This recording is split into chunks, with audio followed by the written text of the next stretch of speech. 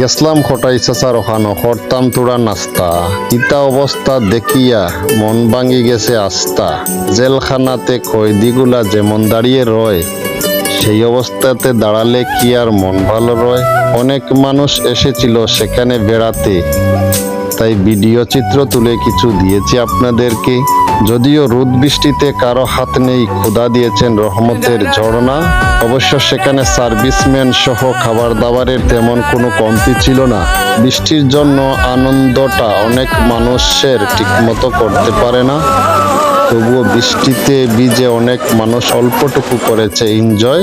তাই বলবো কটাই ভাইয়ের মতো উদ্যোক্তা হন।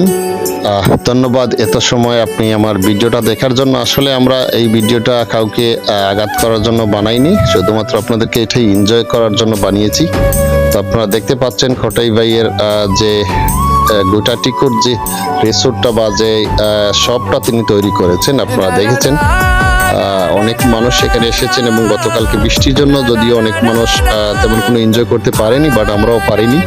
তারপরেও আমরা ধন্যবাদ জানাই। আসলে সুন্দর পরিবেশ, খোলামেলা পরিবেশ, একেবারে সুরমা নদীর পাড়েই আপনারা দেখতে পাচ্ছেন অবস্থিত এবং খুবই ভালো লেগেছে জায়গাটা। আপনারা আসবেন সবাই, সুন্দর পরিবেশ এবং তাদের সুশৃঙ্খল যে বিষয়টা আমরা দেখেছি।